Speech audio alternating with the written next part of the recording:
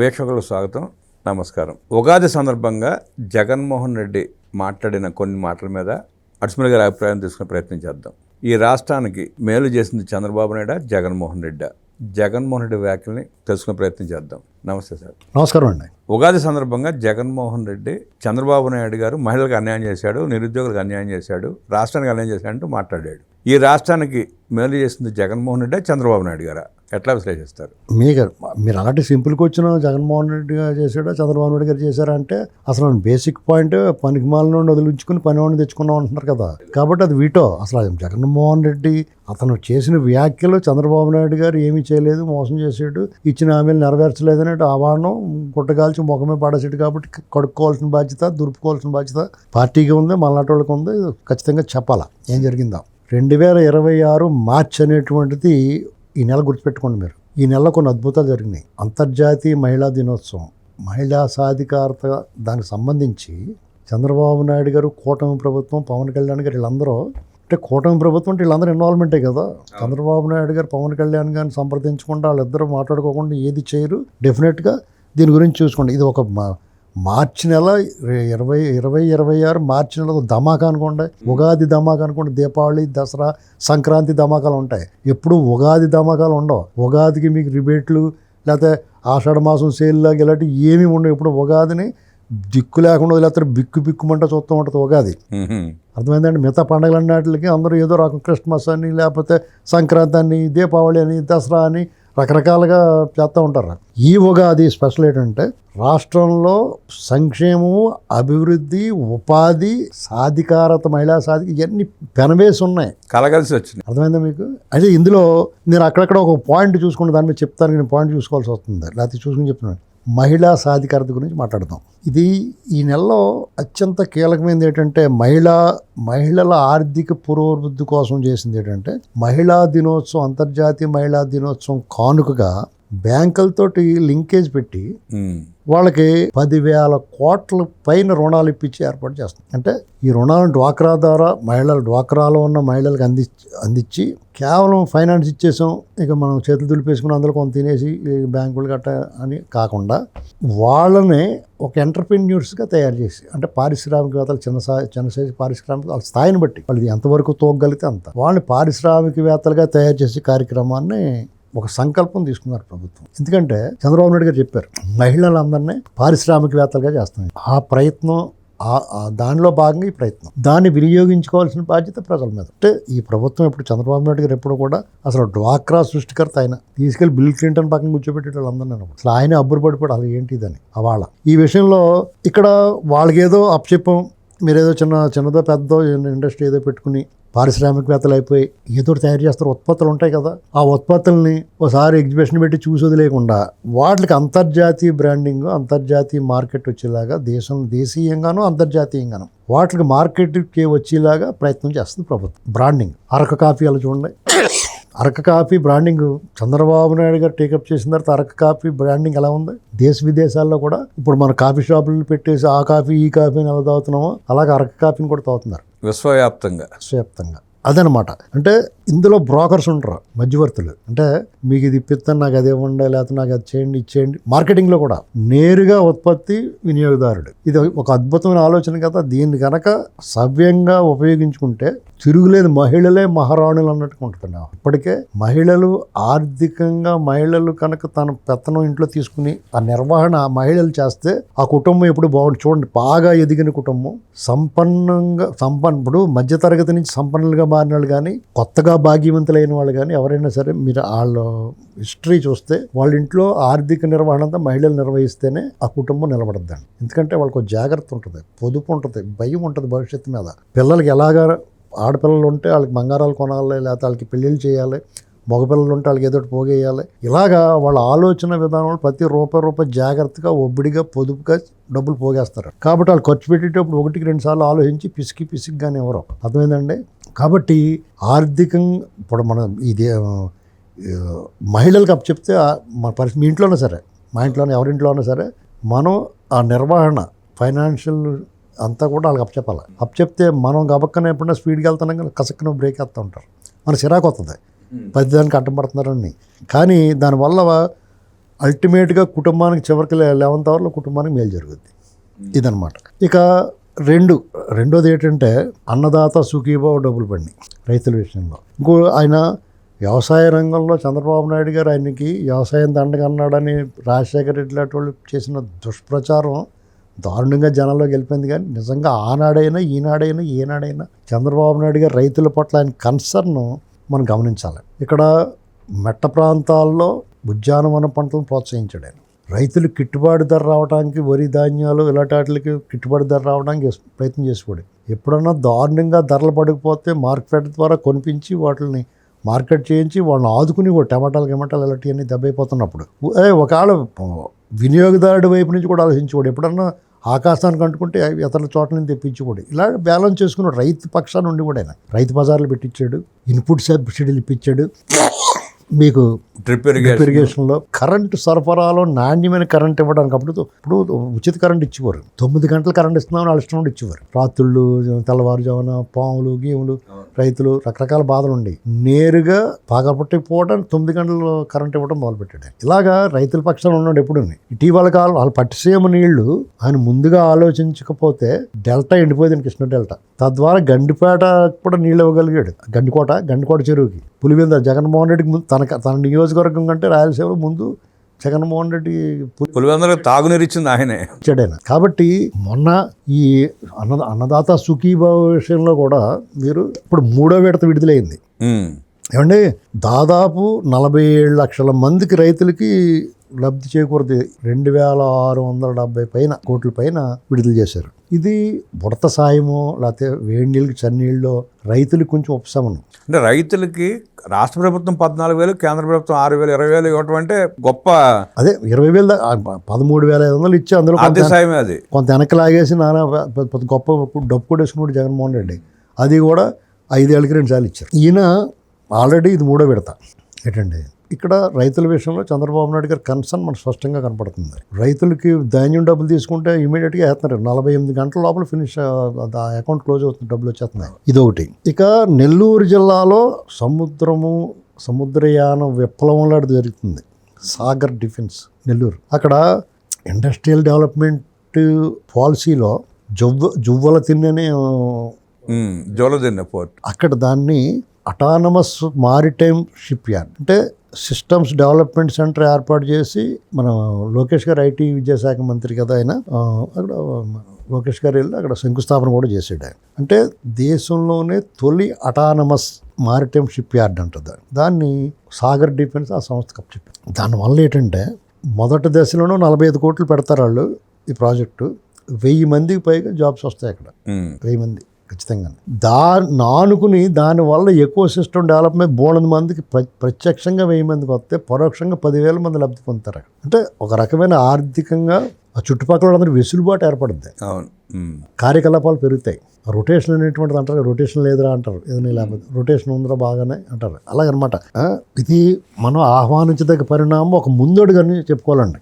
లోకేష్ గారు, చంద్రబాబు నాయుడు గారు, పవన్ కళ్యాణ్ గారు వీళ్ళందరూ కూడా వాళ్ళ దృష్టి దెబ్బలాటలో, గొడవలో, కేసులు ఇలాంటి వాటి మీద లేకుండా వీళ్ళంతా కూడా ఈ డెవలప్మెంట్ మీద, సంక్షేమం దీని మీద ఎక్కువ దృష్టి పెట్టారని అర్థమవుతుంది మనకి స్పష్టంగా. వీళ్ళు నిన్న కూడా జగన్మోహన్ రెడ్డి అరుచుకున్నాడు, రోజు నొడికి వచ్చినట్టు వాళ్ళు ఎక్కడ పడుకున్నారు వీళ్ళు అయ్యి అంటే ఆవిడ కళ్ళు తెరిచి చూడాలా నిన్న ఏం జరిగిందో. ఒక ఉగాది నాడు ఏం జరిగింది అన్నట్టు మార్చి నెలలో ఏం జరిగిందో చూసుకుంటే మళ్ళీ నోరు ఎప్పుడు వాళ్ళకి ఏం కనపడ, కళ్ళు మూసిపోయి గుడ్డోళ్ళు వాళ్ళు ఏంటండి. అంటే నిన్న విజయమ్మ చేసిన వ్యాఖ్యల్ని డైవర్ట్ చేయడానికి విఫల ప్రయత్నం. వీళ్ళు ఎంత డైవర్ట్ చేసినా అవదండి. విజయమ్మ నేలనేసి కొట్టేసింది జగన్. వాళ్ళు ఎంత శివప్రసాద్ రెడ్డి, రోజా వాళ్ళని ఎంత గొంతులే గరగాట ఆడినా కానీ ఏమవుదాం. ఇంకోటి తెలుసా, పోలవరం నిర్వాసితులు ఉన్నారు కదా, వాళ్ళకి దాదాపు 226 కోట్లు రిలీజ్ చేశారు. వాళ్ళు కూడా 3వ విడత ఇవి 20 నెలల్లో. వీళ్ళు రాగానే 800 కోట్లు రిలీజ్ చేశారు. అది ఎవరికి చెప్పుకోలేదు, వాళ్ళు చెప్పుకున్నారు. ఇప్పుడు కూడా పబ్లిసిటీ చేసుకుంటారు. ఆ నిర్వాసితులే చెప్పుకుంటున్నారు, వాళ్ళే చెప్పుకుంటున్నారు. మీకు వాళ్ళు ఫుల్ పేజ్ యాడ్లు ఇచ్చేసి పెద్ద బటన్ నొక్కేసి బుడంత అడావడి చేసి కూడా జగన్మోహన్ రెడ్డి ఎంత చేస్తా అంత చెప్పిపోడు. ఇందులో వాళ్ళందరికీ కూడా పండగ నాడు భలే జరిగింది ఛాన్స్, భలే కొట్టిన ఛాన్స్ బాబు అనుకున్నారు. వాళ్ళు ఏంటంటే ఇంకొత్తయో రావు, ఎప్పుడు వస్తాయో తెలియదు. వాళ్ళందరికీ రోడ్డు మీద దొరికినట్టు ఉండండి. నిజంగా వాళ్ళకి ఇవ్వాలి ప్రభుత్వం వాళ్ళ ఒక్కది. కానీ ఈ ప్రభుత్వం వాళ్ళు అడగకుండానే చేస్తుందో రకంగా చెప్పాలంటే. అన్నట్లుకన్నా ఇంకొక హామీ వాళ్ళు ఇవ్వని హామీ, ఫిజికల్లీ డిజేబుల్డ్ దివ్యాంగులకి బస్సు ప్రయాణాలు ఉచితం ఇచ్చారు చూసారా, అది కూడా మార్చి నెలలోనే మొన్న ఉగాది నాడే దాన్ని అమల్లో ఇది ఎంత మంచి కార్యక్రమం అంటే వాళ్ళకి విధి వంచితులు వాళ్ళు, భగవంతుడు వాళ్ళకి ఏదో లోపం పెట్టాడు, దానికి సమాజంలో కూడా కొంచెం వాళ్ళని వివక్షతో ఉంటారో, వాళ్ళ పట్ల జాలిగానే ఉంటారో, వాళ్ళు జాలిని అసలు సానుభూతి కోరుకోరండి. అవును, వాళ్ళలో ఉన్న శక్తి ఏమైనా ఉంటే, వాళ్ళు చదువుకుంటే లేదా వాళ్ళు ఏదైనా వ్యాపారం అయితే వాళ్ళకి ఎంకరేజ్ చేసి ప్రోత్సాహం అందించాలని కోరుకుంటారు తప్ప సమాజంలో అందరిలాగే మమ్మల్ని చూడాలని కోరుకుంటారు వాళ్ళు. అర్థమైందండి. ఇదొకటి. ఆర్టీసీ బస్సుల్లో దాదాపు 13 లక్షలు, కొంచెం ఎక్కువ తక్కువలో లబ్ధి చేకూరుతుంది. అంటే 40% ఉన్న వాళ్ళకి అది పరిస్థితి. ఇక ఈద్ ముబారక్ అంటే మౌజాన్కి మామూలు కూడా మన రంజాన్కి వాళ్ళ మౌజాన్లు వాళ్ళందరికీ 45 కోట్లు, వాళ్ళకి కూడా మరతడి జైలు పెట్టేసుకుంటారు. ఏంటండి ఇది అంటే ఒక నెలలో ఇన్ని కార్యక్రమాలు చేస్తే కళ్ళు మూసిపోయి ఎడుతున్నారు. ఎవడో దాని గురించి మాట్లాడతలేదు. ఎవడన్నా ఒకటే రెండా ఇప్పుడు నేను చదువుకుంటూ వచ్చిన వరుసగానే ఇవన్నీ నిజం. ఈ చేసే మంచి కార్యక్రమాలు ప్రజలకు తెలియకూడదు, డైవర్ట్ చేయాలి అని ఆ ఉద్దేశం. మీకు వాళ్ళకే ఈ గోల పెట్టేసారనుకోండి, ఆ స్మెల్ నోట్లోంచి వాసన వచ్చి వాళ్ళు అందరూ మాట్లాడుతున్నారు అనుకో, మనకు స్మెల్ వచ్చేసి దూరంగా పోతాం కదా, మాట్లాడుకుంటాం. ఆ వాసన పరిచిన పక్క పోతారు. ఆ కుళ్ళిబాడి ఉందనుకో వెళ్తున్నప్పుడు డ్రైనేజీ, ఆ పక్క నుంచి లేకుండా పోతాం. సరే తర్వాత చూసుకుందాం అని పోతాం కదా. ఇప్పుడు మంచి మిఠాయి కొట్టు ఉండి పక్కన డ్రైనేజ్ ఉందనుకోండి, ఏం చేస్తాం, ఆ మిఠాయి కొట్టుకి వెళ్తాం, మానేస్తాం. అలాగే మంచి మాట్లాడుకుంటలేదు ఈ గోల్లో పడిపోయి. అమరజీవి పొట్టి శ్రీరాములు గారు విగ్రహం స్థాపన అమరావతిలో అనేటువంటిది ఖచ్చితంగా మన ఆంధ్రుల యొక్క చిరకాల కోరిక. అంటే మన కోసం ఒక త్యాగం చేసిన వ్యక్తి పొట్టి శ్రీరాములు గారు. ఆత్మత్యాగం అనేటువంటిది వాళ్ళ తెలుగు వాళ్ళని ఉమ్మడి మద్రాసు రాష్ట్రంలో 2వ తరగతి పౌరులుగా చూసేవారు. ఆనాడు రాజాజీ ముఖ్యమంత్రి కూడా ఎంత హేళనగా మాట్లాడేవాడు అంటే, విక్రించేవాడు. మనం ఆంధ్రులు ఆరంభ సూర్యులు అన్నాడు. గుడివాడకు సంబంధించిన సుబ్రహ్మణ్యం నాయుడు గారు, ఎన్నేరు సుబ్రహ్మణ్యం గారు, ఇలాంటి వాళ్ళు అందరూ ఈయన మన శ్రీరాములు గారిని ఎంకరేజ్ చేశారు. ఆయన మద్రాసులో కూడా ఈయన ఆమరణ నిరాహార చేస్తే, గుంటూరులో చేస్తే ముందు దాన్ని విరమింపజేశారు, మోసం చేసి మీకు ఇంతకు మేము ఇస్తామని. అది మానేసిన తర్వాత ఆంధ్రులు ఆరంభ సూర్యులు చేయరని చెప్పేసి ట్యాగ్ చేసేసాడు రాజాజీ. నెహ్రూ గారికేమో మోసం చేసి మాయమట్లి నేను అంతా మేనేజ్ చేశానండి అని చెప్పాడు. తర్వాత ఎప్పుడైతే శ్రీరాములు గారు ఆమరణ చనిపోయే వరకు కూడా చేసి ఒళ్ళంతా పుల్లెడిపోయి ఇంకా భయంకరంగా ఆ మనిషి శవాన్ని చూసి ఆంధ్రకేసరి టంగుటూరు ప్రకాశం పంతులు గారు ఘంటసాల మాస్టర్ చూసి చలించిపోయి ఆవేశంలో పచ్చి బూతులు తిట్టాడు ఆంధ్రకేసరి ప్రకాశం పంతులు గారు. ఘంటసాల గారు అయితే గొంతెత్తి ఆవేదనాపూరితంగా ఒక గొంతు విప్పేటప్పటికి ఒక రకమైన సంచలనం అయిపోయింది. కోయంబత్తూరు మొదలెట్టి మొత్తం తగలడిపోయిందండి. అప్పుడు నెహ్రూ గారు దృష్టి పడింది ఏంటి ఏం జరుగుతుందని. అప్పుడు ఆయన భాషా ప్రయుక్త రాష్ట్రాలు ఏర్పాటు చేస్తారని చెప్పేసి ఆయన హామీ ఇచ్చి ఆందోళన విరమింప చేసాడు. అదే ప్రకారంగా ఆంధ్ర రాష్ట్రాన్ని ఏర్పాటు చేశాడు. దానికి మళ్ళీ ఈ నీలం సంజయ్ రెడ్డి వాళ్ళు కూడా దానికి సెలంగెట్టేసి హైదరాబాద్లో కలిపేస్తామని, పాపం వీళ్ళు మాకు వద్దురా బాబు మా రాష్ట్రం మాకు ఇవ్వమంటే వీళ్ళని ఇబ్బంది పెట్టేసి మొత్తం అప్పుడు 2 రాష్ట్రాలు ఉండేవి తెలుగు వాళ్ళకి కలిపి మళ్ళీ వాళ్ళని ఇబ్బంది పెట్టి తర్వాత ఇంకా వాళ్ళ సుఖాలకు అనాబ్షాహి ద్రాక్ష పళ్ళు ఏంటండి ఇక్కడ నిజాం క్లబ్లు ఇలాంటి వాటిలో సికింద్రాబాద్ జంకానా క్లబ్బుల్లో ఎంజాయ్మెంట్లకి ఇక్కడ హాయిగా చల్లగా ఉంటుంది, ద్రాక్ష తోటలో తిరగొచ్చని ఇక్కడ ఎంచుకున్నారు. సుఖంగా కడుపులో నీళ్ళు కదలకుండా ఉండొచ్చు. లేదా ఆనాడే 2 రాష్ట్రాలు అయినట్టయితే ఎవరు అభివృద్ధి వాళ్ళు చేసుకునేవాళ్ళు. బ్రహ్మాండంగా ఉండేది. ఏంటండి అది సరే ఏదోటి ఇంకా జరిగిందే జరిగిపోయింది, దాన్ని ఎవడో ఆపలేడు, జరిగిపోయిన దాని గురించి ఇంకా విచారించకూడదు.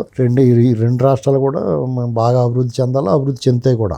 ఎందుకంటే కష్టపడి మనుషులు ఉన్నప్పుడు జగన్మోహన్ రెడ్డి లాంటి వాళ్ళు అప్పుడప్పుడు చెడగొట్టినా కానీ మళ్ళీ గోడలు పడినట్టు ఉండవు కదా, దీని ప్రకారం నడుస్తూ ఉంటుంది.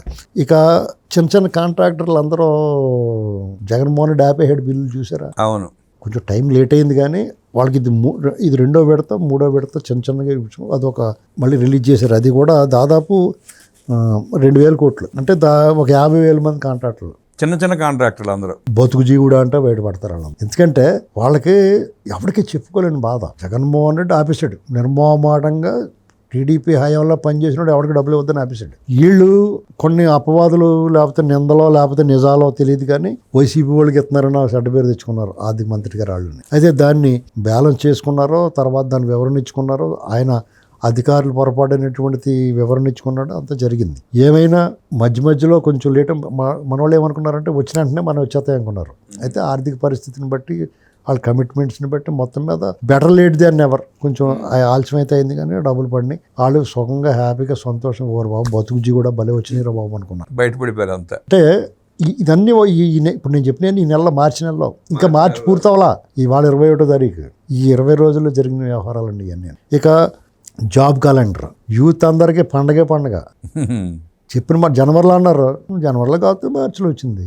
ఏంటండి కొంపలే ఉండిపోతారు 2 నెలలకి 10,000 మంది పైన 10,000 జాబులు. 10,600, 10,060, మొత్తం 10,500. అంతకుముందు 16,000 మందికి. 16,000 కానిస్టేబుల్ పోస్టులు, సుమారుగా 8,000, 25,000 పోస్టులు అప్పుడు. ఇప్పుడు 10,000. జగన్మోహన్ రెడ్డి చచ్చి ఒక్కడు కూడా ఇవ్వలేదు. అవును. ఆ ఇచ్చినవి కూడా ఏపీఎస్సీ అవన్నీ ఇప్పుడు మళ్ళీ స్కామ్లు ఇప్పుడు మళ్ళీ అవన్నీ రద్దు చేసి వాళ్ళందరూ ఇంటికి పంపించారు. వాళ్ళని పట్టుకెళ్ళేసి మొత్తం అర్జెంట్గా వాళ్ళని ఇంటికి పంపించమని చెప్పింది. అతను ఏలు ఎట్టాడంటే దరిద్రం అండి. కాలు ఎట్టినా ఏలు పెట్టినా దరిద్రం పట్టేసుకుంటుంది మనకు అతను పట్టుకోబట్టే దరిద్రం మన రాష్ట్రం వెనకపోయింది. నిరుద్యోగులకి వాళ్ళు చెప్పినట్టుగా డిఎస్సి వేస్తారు. అంటే లోకేష్ ఏం హామీ ఇచ్చాడో పర్ఫెక్ట్గా హామీ నెరవేర్చుకున్నాడు. ఇక ప్రపంచంలోనే అతిపెద్ద ఉక్కు ఫ్యాక్టరీ ఆర్సెల్ఆర్ మిట్టల్. అది ఒక ప్రైవేట్ రంగం అయితే ఉండొచ్చు కానీ పక్కనే వైజాగ్ ఉన్నా కానీ అనకాపల్లిలో ఇది ఒక పెద్ద పెట్టుబడి. 130,000 కోట్ల రూపాయలు పెట్టుబడి అండి అది. మీకు అక్కడ మీకు ఒకటి చెప్తానేనండి, చాలామంది స్టీల్ ఫ్యాక్టరీ ఓ బ్యాటరీ పెట్టేస్తే మనకేముంటుంది అనుకుంటారు. వైజాగ్లో ఒకప్పుడు వైజాగ్ ఎంత ఉండేది తెలుసా అండి? డిఫెన్స్ ఉండేది, పోర్ట్ ఉండేది, డిఫెన్స్ ఎన్ఏడి అన్నీ ఉండి, పూర్ణ మార్కెట్, ఆసిలిమెట్ జంక్షన్ అప్ప బస్ స్టాండ్ దగ్గర అప్ప ఉంటుంది చూసారా, రామకృష్ణ బీచ్ దగ్గర పాండురంగపురం, ఇలాగా ఒక లిమిటెడ్గా ఉండేది. 3-4 ప్రదేశాలు కొంచెం ఉండి మీకు ఎప్పుడైతే గాజువాకలో స్టీల్ ప్లాంట్ మొదలెట్టారో అసలు విపరీతమైన జన సందడి, మైగ్రేషన్స్, వ్యాపారం, ఉద్యోగ అవకాశాలు, దాని అనుబంధంగా అనేకంగా వ్యాపారాలు, అనేక మంది వెల్ సెటిల్డ్. అలాగే ఇప్పుడు కూడా ఇక్కడ ఈ పెట్టుబడికి తగ్గట్టుగా ఉపాధి అవకాశాలు ఉంటాయి, ఉద్యోగాలు ఉంటాయి, వ్యాపార సంబంధాలు పెరుగుతాయి, వ్యాపారాలు పెరుగుతాయి, స్థలాల ధరలు పెరుగుతాయి, రైతుల పని అన్ని రకాలుగా స్టీల్ సిటీ కాబోతుంది విశాఖపట్నం. మొత్తం ఆ ఏరియా అంతా కూడా ఒక రేంజ్లో మనకి మనం టాటా, జంషెడ్పూర్ ఇలాంటివి చెప్పుకుంటూ ఉంటాం కదా. ఒకప్పుడు అంత మించిపోద్దండి. అంటే ఇండియాలోనే ఒక సుందర నగరంగా, ఐటీ క్యాపిటల్గా, ఈ ఇండస్ట్రీల పరంగా, రైల్వే జోన్ ఇవన్నీ వచ్చి వైజాగ్ రేంజ్లోకి వెళ్ళిపోద్దండి. ఇది మనం మార్చి నెలలో ఇది గుర్తుపెట్టుకోవాలన్నది అందుకునే శంకుస్థాపన 26 తారీఖుని. అవును, శంకుస్థాపన 26 తారీఖున. ఇది గుర్తుపెట్టుకోవాలి అందరూ. ఆ పార్టీ నాయకులు, పార్టీ అధికార ప్రతినిధులు అందరూ దీని గురించి మాట్లాడాలి. ఈ భోగులందరూ మాట్లాడి దాన్ని పట్టించుకోకూడదు.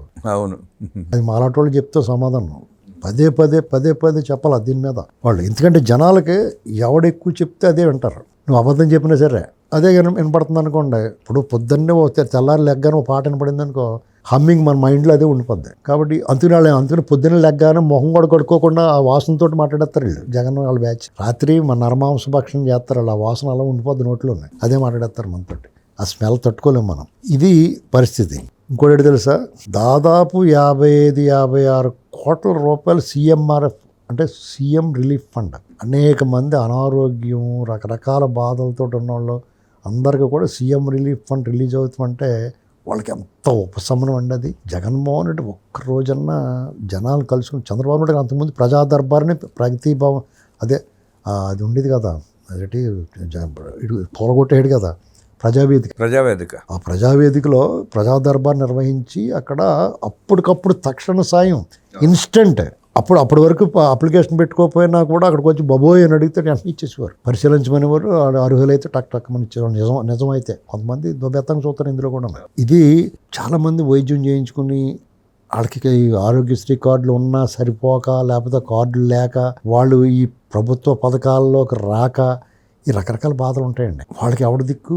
ఇప్పుడు సడన్గా మనిషి ఆరోగ్యం దెబ్బతినిపోతే ఆడ ఆర్థిక పరిస్థితి తారుమారైపోద్ది, నలిగిపోతారు కదా, తలకిందులైపోతాడు. అసలు వాళ్ళని ఎవడ ఆదుకుంటాడండి? మధ్యతరగతి ఉంటాడు, వాడికి ఇలాంటి పథకాల్లోకి రారు. వాళ్ళు బాగా డబ్బు ఉన్నవాడు ఒకలా అని చెప్పేసి ఎలాగైనా చేసుకుంటాడు. అసలు లేనివాడికి మొత్తం గవర్నమెంటే ఆవకాయ పప్పు ఆవకాయ కావాలంటాడు. ఒక్కోసారి పప్పు ఆవకాయ కలిపెట్టేస్తుంది. ఇక ఎటు కాకుండా పోయి కూడా మధ్యతరగతోడే. ఆ మధ్యతరగతోళ్ళు ఇలాంటి ఎవడో ఒకరు పట్టుకుని ఎమ్మెల్యేని ఎవరు బాబు మాకు చేయండి అంటే ఇది చాలా వెసులుబాటు ఉపశమనం. అంటే మెయిన్ ఆరోగ్యమేనండి. ఆరోగ్యమే మహాభాగ్యం. ఆరోగ్యం అంచేత నేను మాలాటోళ్ళు ఏమంటామంటే విద్యా వైద్యం ఫ్రీగా ఇచ్చేస్తే ఇంకేమీ ఇవ్వకలేదు పోమంటాం. ఫ్రీ ఎడ్యుకేషన్, ఫ్రీ ట్రీట్మెంట్ అంతే వైద్యం. ఎలాంటి రోగం వచ్చినా అక్కడికి వెళ్ళి ఆ గదిలోకి వెళ్ళి చూపించేసుకోండి, ఆ టైప్ ఉండాలి. ఆ రెండు చేస్తే బాగుండండి ఎవరన్నా. ఈ సంక్షేమ కార్యక్రమాలు అవసరం లేదు అప్పుడు. అలా చేయనివ్వరు. జగన్లాంటి దెయ్యాలు ఉంటాయి కదా, దేవుడు ఉంటే సరిపోదు. దేవుడిని ఎంత వరం ఇచ్చినా కానీ దెయ్యం కూడా జుట్టు ఎరబోసుకుని వస్తుంది. అలా వీళ్ళు వస్తారు, ఏదో అబద్ధాలు మాట్లాడేస్తారు. చచ్చినట్టు వాళ్ళకి వీళ్ళు చేయాల్సి వస్తుంది. ఇక ఈ మార్చి నెలని తెలుగుదేశం కూటమి ప్రభుత్వమే కాకుండా తెలుగుదేశం నాయకులు, కార్యకర్తలు, జనసేన నాయకులు, జన సైనికులు, బీజేపీ నాయకులు, కార్యకర్తలు, అలాగే ఆంధ్రప్రదేశ్ ప్రజలు చిరస్మరణీయంగా గుర్తుండిపోవాలండి. ఇది ఖచ్చితంగా ఈ పార్టీ ప్రభుత్వం దీన్ని ఈ మార్చి నెల ఎన్నాటికి సంబంధించి ఒక ఈవెంట్ నిర్వహించాలి. అప్పుడే ఫోకస్లోకి వస్తుంది, అందరికీ ఏం జరిగిందనే తెలుస్తుంది. ఆ ప్రయత్నం చేయాలని ప్రభుత్వాన్ని విజ్ఞప్తి చేద్దాం. మహిళా సాధికారత, ఆర్థిక స్వావలంబన, జగన్మోహన్ రెడ్డి 5 ఏళ్ల అరాచక పాలన, కూటమి ప్రభుత్వం వచ్చినాక జరిగిన పారిశ్రామిక అభివృద్ధి, సంక్షేమ కార్యక్రమాల గురించి అద్భుతంగా విశ్లేషిస్తూ మార్చి 2026 గురించి చక్కగా విశ్లేషించిన అడ్స్మిల్ గారికి ధన్యవాదాలు తెలియజేస్తూ నమస్కారం.